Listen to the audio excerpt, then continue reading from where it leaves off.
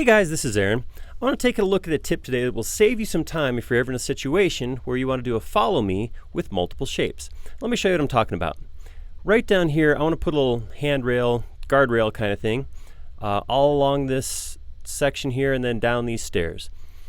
I want this actually to be made up of multiple pieces rather than just one piece there. I actually want to extrude this handrail. So this handrail should follow me all the way down here. And then I have a bunch of smaller kind of bars that are going to go along there, and then a larger one at the bottom. So I want all of these shapes to follow me along this path. So through these vertical posts, across this turn, and then down these stairs. Each of these posts, each of these columns is in its own group. This section at the bottom is in a group, and then the building's in a separate group. So everything's grouped right now except for my loose geometry. My path is a series of lines that have been joined together with the weld extension. And then these shapes right here are just shapes that I drew using the primitive tools. So a couple arcs, some circles, that sort of thing.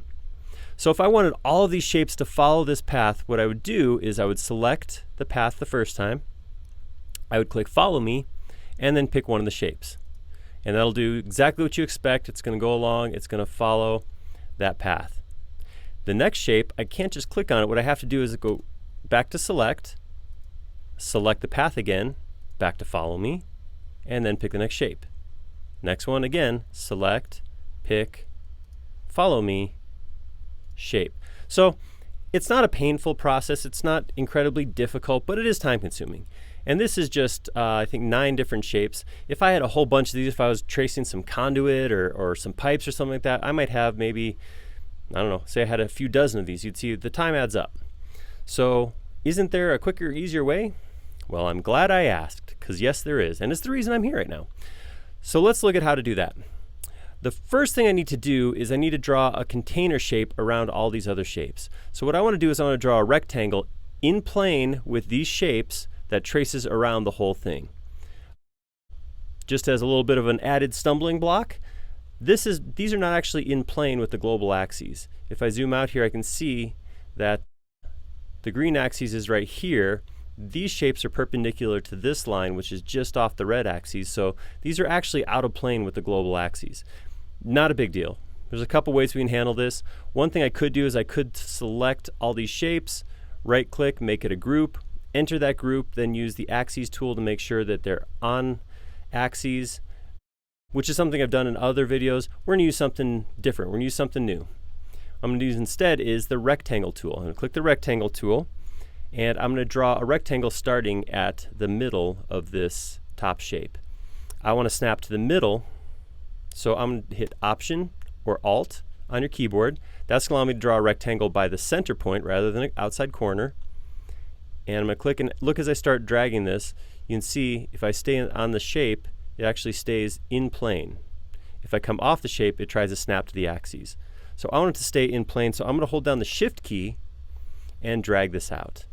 Now it doesn't really matter. I don't have to drag this to a specific size. What I'm looking for is a rectangle around the shape. So I want to make sure that my rectangle is outside. I don't want it to lap over any of the geometry because that'll create a rectangle that's fused with that geometry. I want it to be a container around the outside. So I'm going to click about here. There we go. And then I'm going to use Move on the bottom line and just drag it straight down, just past that bottom shape. You can see what happens. SketchUp does its SketchUp thing, and it creates a new surface which excludes the existing geometry.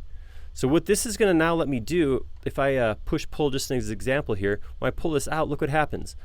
I get voids, these negative spaces in the solid I just created. That's what we're going for. So watch what happens when I use it on the follow me. I'm going to select the path, hit follow me, and pick not these individual shapes, but the rectangle I drew around them. So I get one big solid piece. Don't worry, this is not the finished product right here. I'm just going to go ahead and delete a couple of lines here so I can see what happened. So what it did was it took that negative shape and extruded it along the length. So that gave me all the geometry I needed in one follow me rather than doing it over and over again. All right, let's do that again. Let's do that on the next section over here. We have the exact same shapes we want to put over here. So I'm going to do a little salvaging. I'm going to take this end shape. Before I clean this all up, I'm going to grab this end shape. I'm going to use Move. I'm going to grab it by the end of the path, hit the Alt or Option key to copy, and then place that right at the end of the next path.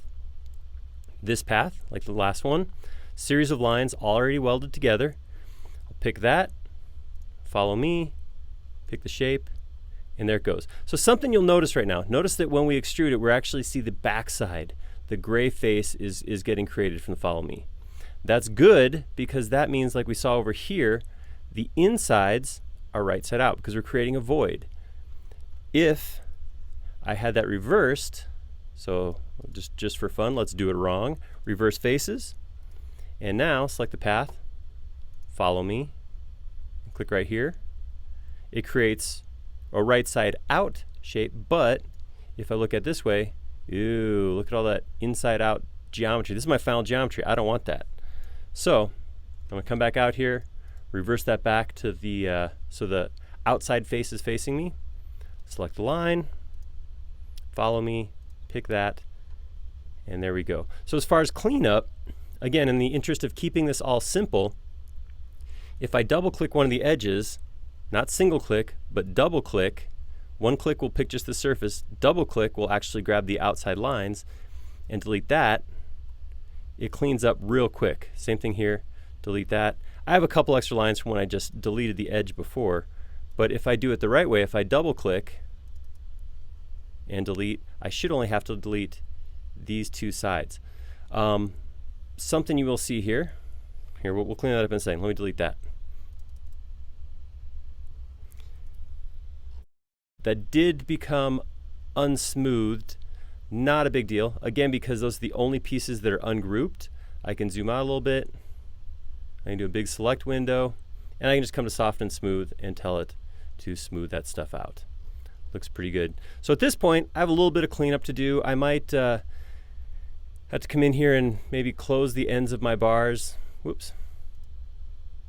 So a little bit of cleanup like that. What I may want to do is I may want to, in this particular instance, do something like push-pull these pieces back up into the last post just to make it look a little bit cleaner. But at this point, it's really aesthetic. There's nothing more to learn here. This stuff's pretty simple. But you can see, I don't need this line anymore.